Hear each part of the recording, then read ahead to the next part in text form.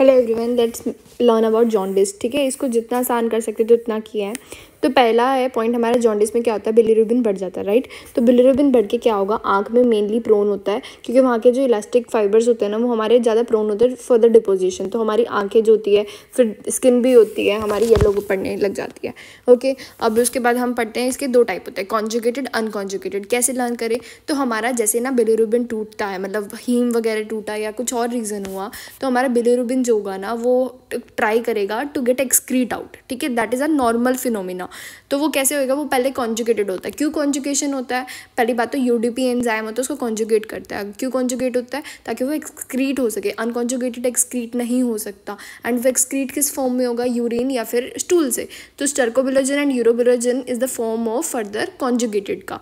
ठीक है, अनकॉन्जुगेटेड वाला सिर्फ डिपोजिट होकर न्यूरोटॉक्सिक कर सकता है और वो बाहर निकल सकता है बॉडी से।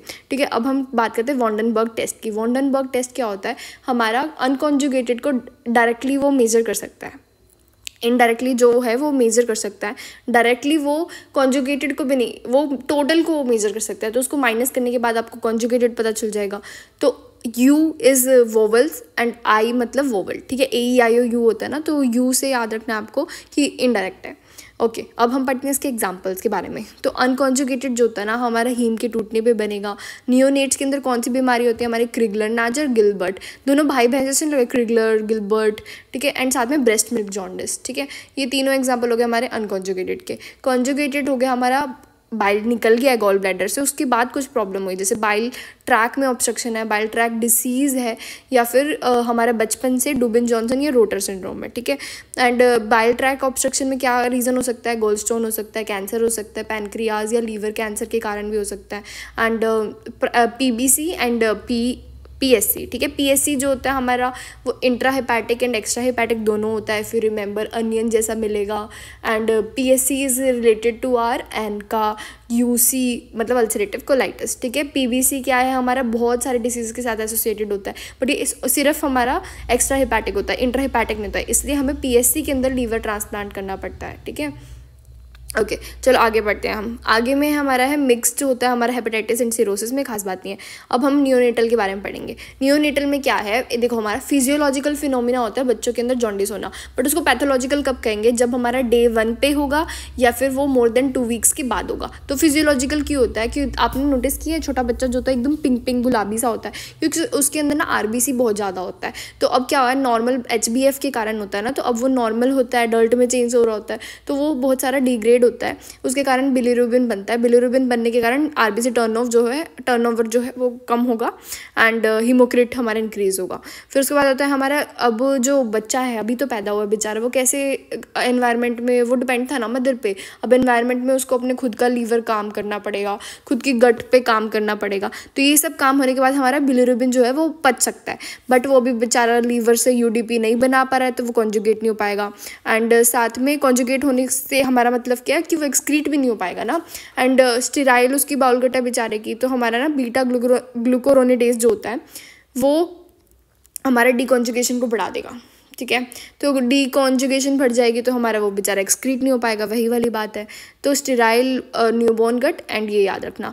अब बीटा ग्लूकोरोनिडेज क्या करता है, वो हमारा लाइसोसोमल एंजाइम है, जो कि हमारा डायरेक्ट बिलिरुबिन को डीकॉन्जुगेट करता है, मतलब कॉन्जुगेट हुए को भी डीकॉन्जुगेट कर देगा। ये हमारा ब्रेस्ट मिल्क के अंदर होता है। तो ये इसके कारण क्या होगा, हमारा ये इकट्ठा होने लग जाएगा बिलिरुबिन, तो हमें बाइल स्टोन्स मिल जाएंगे, पिगमेंटेड स्टोन जो होते हैं वो मिल जाएंगे।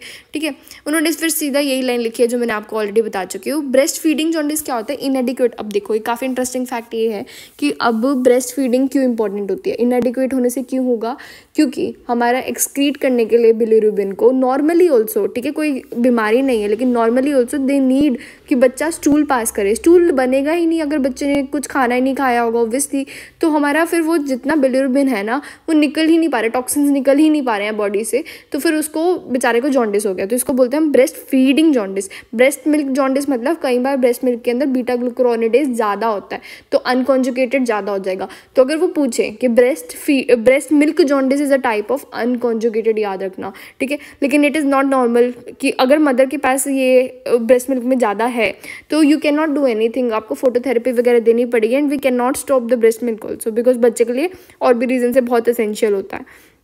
ओके तो अब ये बिलिरुबिन क्या होगा, कनेक्ट्रेस करेगा क्योंकि ये अनकॉन्जुगेटेड है, एंड फोटोथेरेपी करेंगे हम उसको, ताकि फोटोथेरेपी से बेसिकली होता क्या है, फोटोथेरेपी से वो क्या कॉन्जुगेटेड होता है, नहीं, फोटोथेरेपी से वो बस सोल्यूबल हो जाता है क्योंकि अनकॉन्जुगेटेड सोल्यूबल नहीं होता।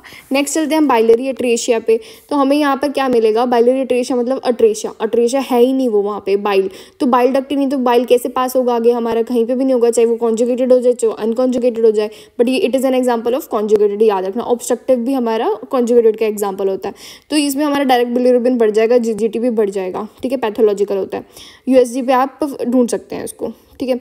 नेक्स्ट आता है हमारा ऑटोसोमल रिसेसिव होते हैं हमारे हाइपर बिलिरुबिनीमिया। तो हमने पढ़ा था ना गिलबर्ट एंड क्रिगलर जो होता है अनकॉन्जुगेटेड होगा।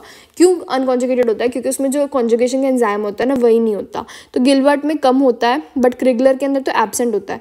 टाइप 2 के अंदर you can give phenobarbitone as a treatment, जबकि आपको टाइप 1 के अंदर ना फोटोथेरेपी करवानी पड़ेगी ताकि वो सोल्यूबल हो जाए, एंड प्लाज्माफेरेसिस कराना पड़ेगा, ठीक है। फिर आगे देखते हैं हम ड्यूबिन जॉनसन एंड रोटर, ये कॉन्जुगेटेड होते हैं। इसमें क्या होता है, हमारा लीवर से एक्सक्रीशन नहीं हो पाता है, तो आपको याद रखना है ड्यूबिन जॉनसन में ब आ रहा है तो मतलब ब्लैक लीवर, रोटर के अंदर लीवर ब्लैक नहीं होगा, एंड वो ट्रिक करने की कोशिश करेंगे इस बात पे, ठीक है। चलो अब इस डायग्राम को भी देख लेते हैं। तो हमने जो पढ़ा है उसकी समरी, हेमोग्लोबिन जो है वो टूटा क्योंकि टर्नओवर वगैरह ज़्यादा था। एक खास बात ये है कि हमारा अनकॉन्जुगेटेड होता है ना वो एल्ब्यूमिन से बाउंड होगा, ठीक है। तो अब ये हमारा टूट गया, अब हम बिलिरुबिन जो है हमारा आगे अनकॉन्जुगेटेड हो गया, कॉन्जुगेट होना होता है उसको नॉर्मली, अनकॉन्जुगेट होके वो वाटर सोल्यूबल बन जाता है, एंड यूरोबिलोजिन एंड सर्कोबिलोजिन के फॉर्म में हमारी बॉडी से निकल जाता है, फिर ये बाइल फ्लो होता है एंड फिर वो इधर उधर जाता है। अब आगे की तरफ कोई भी प्रॉब्लम हुई तो ऑब्स्ट्रक्टिव जॉन्डिस हो जाएगा, तो हमारा कॉन्जुगेटेड हो जाएगा।